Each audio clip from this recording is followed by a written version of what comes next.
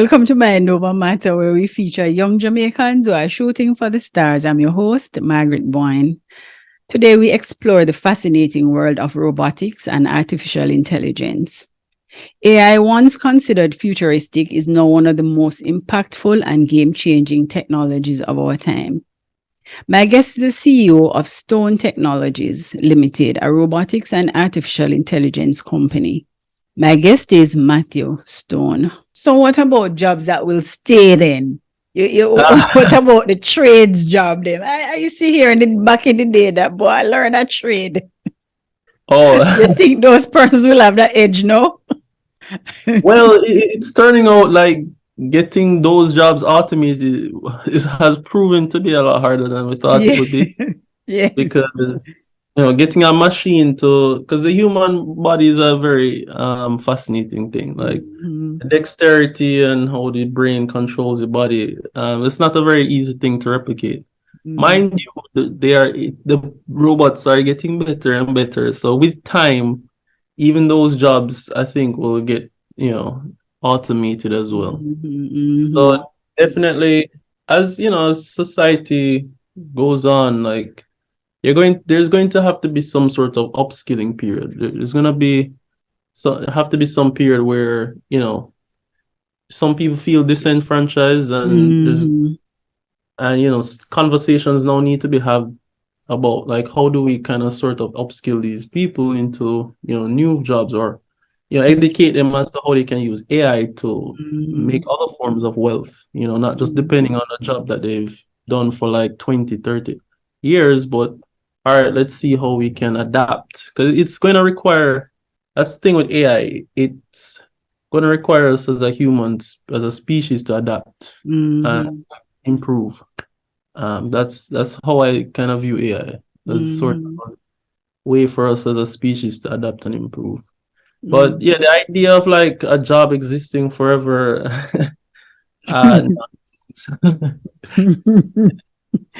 AI is going to hit every industry. Yes. Okay, so AI is sold to us though, Matthew, as something that will make our lives, better. Almost like we'll be living like a utopia. But then we have been hearing a lot now about these dangers of AI. Talk a little about that, about the concerns.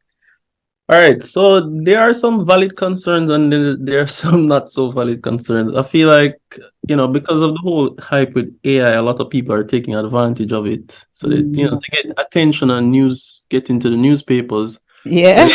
It's gonna kill us all, destroy us. We need to stop AI. Even though it's the same people making AI telling you that we need to stop AI. I think in the near term, there are some possible ill effects that you need to look out for. So, for example, bias with our AI systems, depending on how these systems were trained, it can be biased towards certain things. It could be by race, it could be by gender. Yeah, exactly, stuff like that. Or even in terms of like the content it recommends to people. We've seen where these social media sites have actually created more polarized societies. So that's definitely something that we need to definitely look out for, because bad actors can use these AI technologies now, and like because of the content generating capabilities now, can easily send out like misinformation like no other time before, and easily like influence societies, win an election with that if necessary. I think also, automation is something that we need to look at. That's one possible, ill effect. We need to consider how we as a society are going to adapt to, AI taking jobs. Yes, over the years, new jobs have been created, but that's not a certainty. We don't know how quickly the society is going to be able to adapt. Some societies may adapt quickly, some may not. So what's going to happen in that case? We also have to we're going into a future where it's going to be hard for us to tell what's real or fake. Mm-hmm. There's a lot of things that's Mm-hmm. generating images, videos Right. that literally look just like the real life. And sound like the person and all of that. Exactly.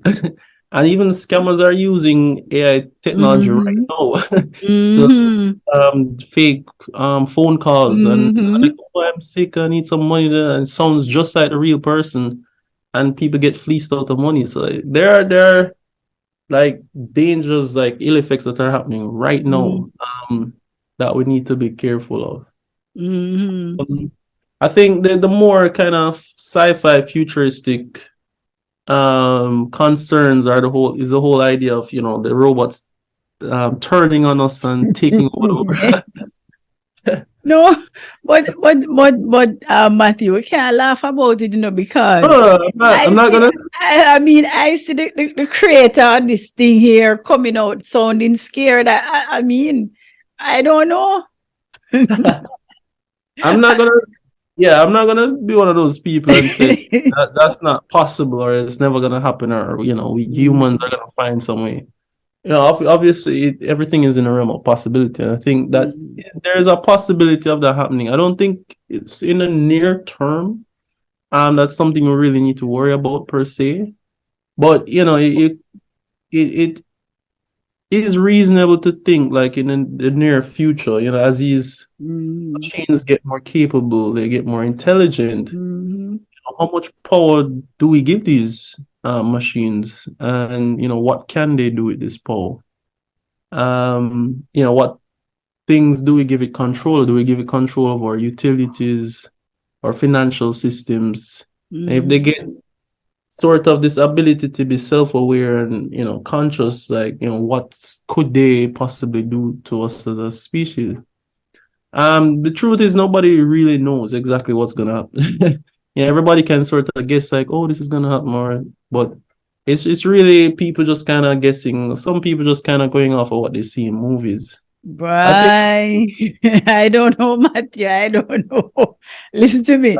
That Google yeah, Hinton. I I know mean, the a man like that coming out. I don't know. I kind of have to think twice, yeah, I think a lot of the news media kind of sensationalizes, because I heard what you were saying.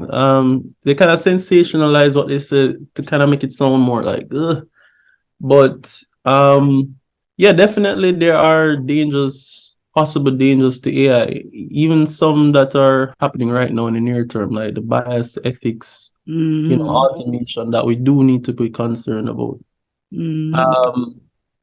And you know, it does beg the question of, you know, in the near future, what are the possibilities of these AI systems? You know, is there a possibility that they could possibly, you know, turn on us and end up in some sort of AI apocalyptic scenario? It's a possibility.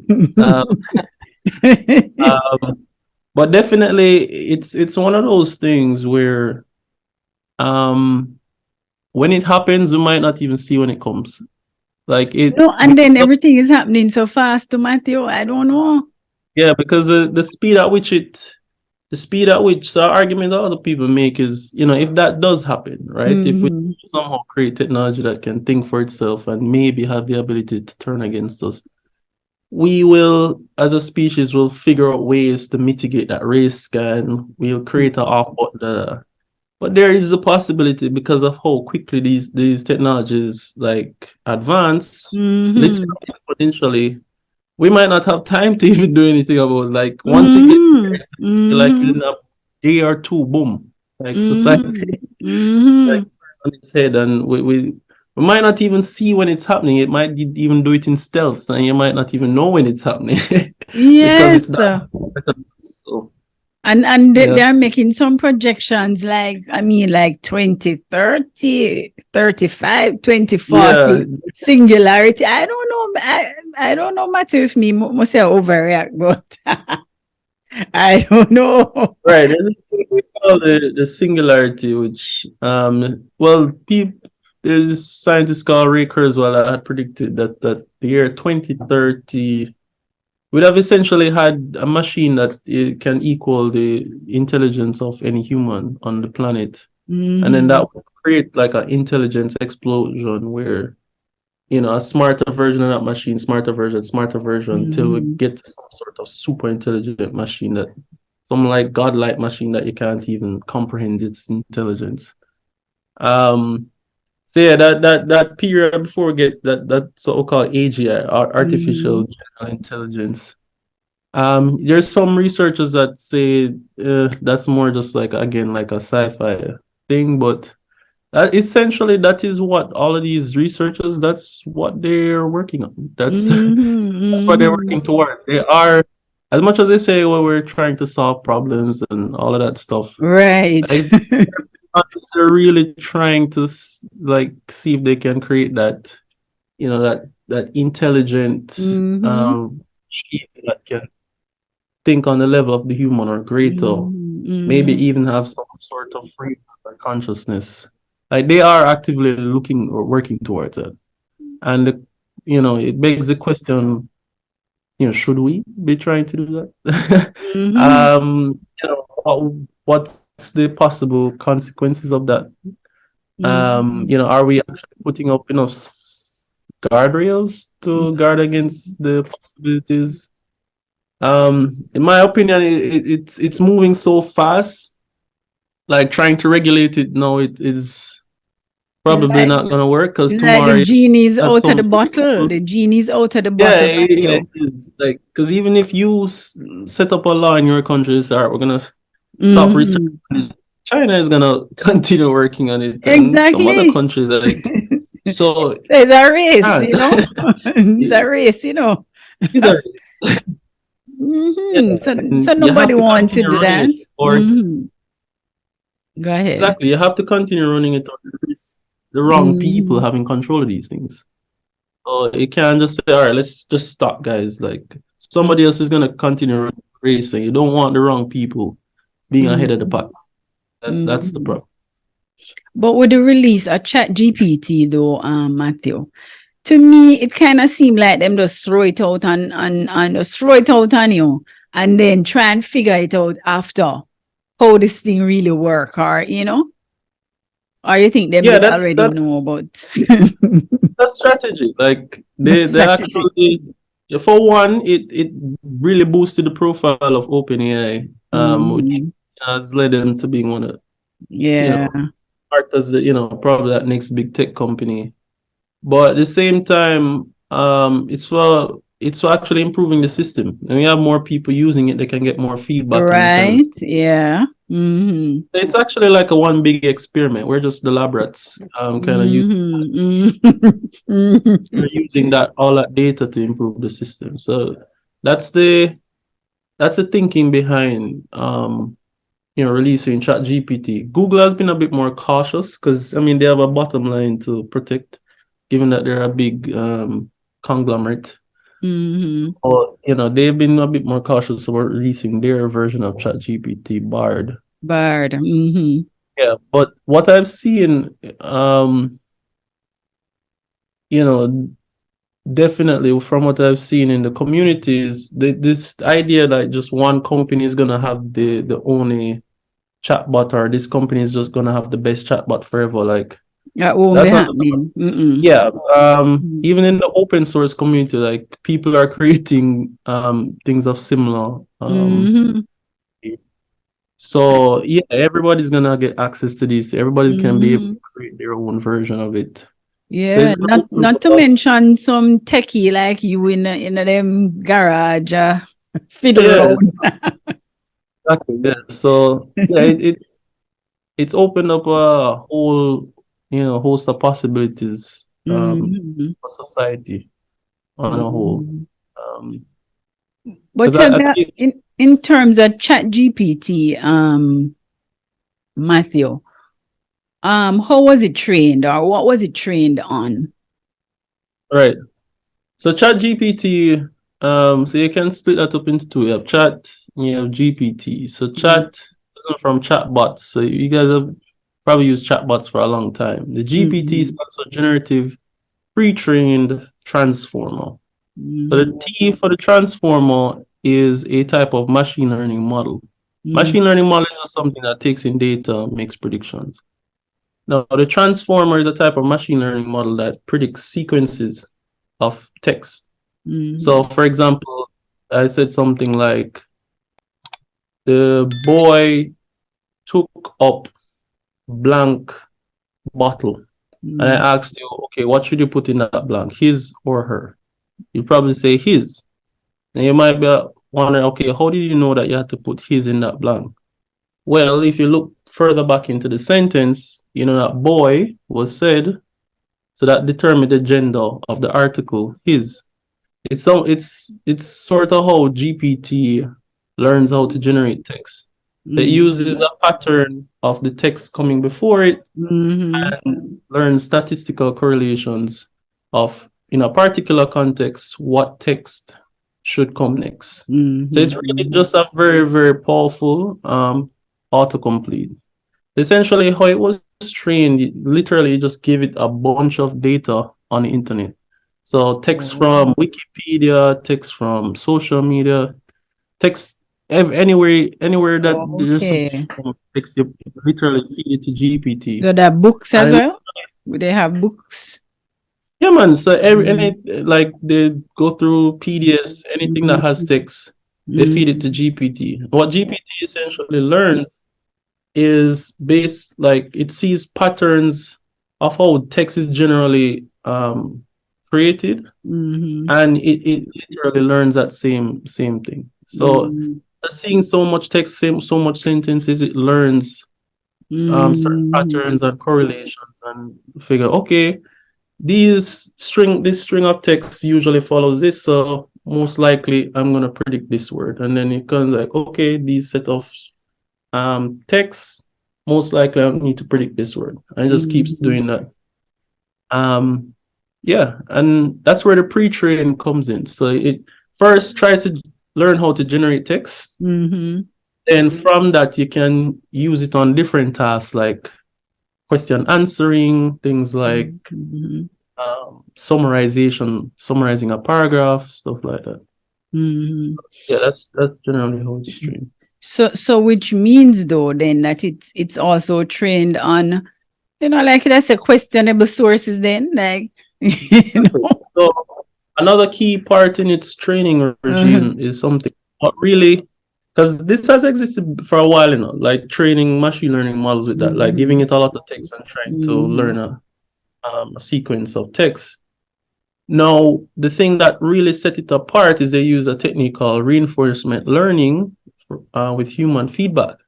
So essentially, to fine-tune the model, what they did was let the model like generate some text, and they would have humans actually rate it. So they'd say, the human would see the text that the model generated and say, okay, this sounds good. This sounds bad. And it learned from that feedback to basically generate better sounding text. Now, the problem with that, and it's actually one of the reasons why it hallucinates, you probably heard that before. So it makes stuff up because there's no source of truth. So these humans that are creating the text, they're just kind of going off, okay, what sounds good. Now, just because something sounds good or sounds plausible doesn't mean that it's actually factual or right. So that's actually one of the reasons why GPT actually, if you've ever experienced before, but literally it will make stuff up. It will even put fake references, and it sounds so plausible, and it's very like messed up by the like, and I read it carefully, like, wait, this doesn't. Because I asked it to write something on my husband, and trust me, some of the information was very inaccurate. It had him going to Kingston College and all kind of stuff. I'm like, really no. So if I didn't know that, I would think that this is true, Exactly. Boy. But that has implication though, Matthew, for how do we know what is true then? What about truth? I mean, that's a question that's even before GPT people have been asked. So imagine no. Exactly. Can you have everybody even saying like, you have my truth and your truth? So, That's a question that's been puzzling people for a while now. But yeah, Right. it's why you have to be very careful when using these tools, especially kids, because it will make stuff up and it will sound plausible, but you just have to be very careful about what Mhm. it does. You have to, check against sources. But yeah, what is true? Like, that's the big question. Like, how do you know that someone is really telling you Mhm. what they're telling you is fact? Mhm. Yeah, that's a big thing that we're going to have to battle with as a society going forward. Like, what is true? What is fake? What is real? Mhm. What is a lie? It's gonna be hard Mhm. to tell the difference. All right, this is a hard question though. You think AI will become sentient? You think that's possible? Wait, what do you think based on what you have been reading? Um, oof. I hope it does. It doesn't, right? I hope it doesn't. I Bye. no, I want I because of my curious mind, I would love to see that. Mhm. But obviously implications of that at the Yeah, same time are great. But yeah, I think so. I think it even if it's not exactly, it will definitely very closely approximate yeah. human. Mhm. Boy. Anyway, I don't want to cause too much panic though, Matthew. So, Yeah. so let's go back to you. What has been the most valuable lesson you've learned that you want to pass on as a entrepreneur? Yeah, I've battled with this question for a while. If ask this question, what would I answer? And I think the biggest thing, that really the most common theme that has come up, is just like, don't give up. Like, Mm-hmm. yeah, don't there are gonna be times where like everybody is kind of, it feels like the whole world is against you. Mm-hmm. Nobody believes in your idea. Things just aren't going right.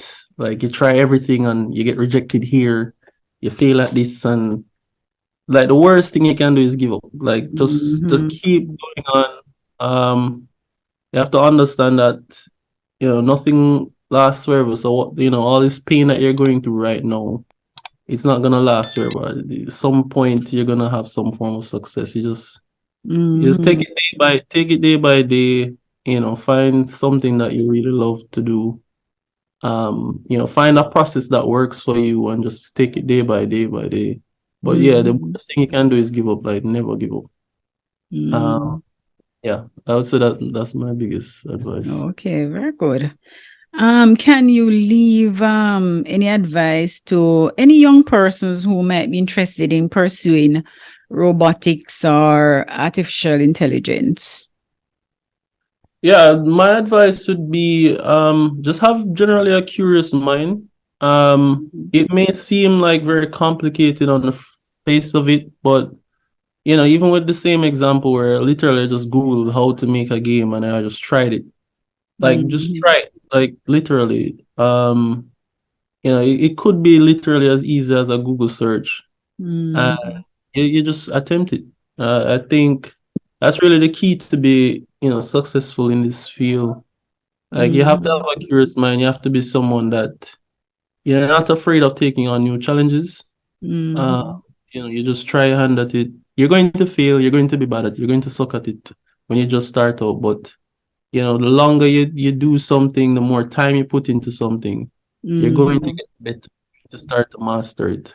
So you have Mm-hmm. to kind of understand that, first of all, that yes, you're going to fail. Yes, you're going to not be so good at it at first, but with time you're going to get better. Um Mm-hmm. yeah, I'd say that's the biggest advice I give. Just, yeah, just do it. Okay. Just try it. Like, things possible, just try it. You never know. Yes. Like, trust me, you never Mm-hmm. know what's possible. All right. So what do you do for fun? Oh, that's um hmm, that's a good question. Some I, robotics. When I tell you about no robotics business. well, actually, all right. So, on the weekends, I play football. Okay. Yeah, when I can or when I have time, I watch sports as well. Mm-hmm. I like to watch like documentaries and I like reading. Um, Mm-hmm. yeah, I mean, to be honest, like a lot of my time is spent like working on projects, which I Yeah. find fun. Mm-hmm. But yeah, outside of that, yeah, I'd say that like I play football. Mm-hmm. Personally, I don't think AI is a problem though, but just humanity. Oh yeah, Mm-hmm. it's a reflection of humanity. So Yeah, that's what we should be worried about, really. yeah, Okay, it was great talking to you. yeah, Boy, I enjoyed this conversation. And yeah. I mean, I can see that Jamaica will be needing your skills and your expertise, very soon. yeah, So I hope you definitely. are ready I hope you're ready for it. Yeah, definitely. That's what I'm working towards. Yeah, man. And I'll be looking out for the research and the innovative things that you'll be coming up with. Yeah, And it was nice having you.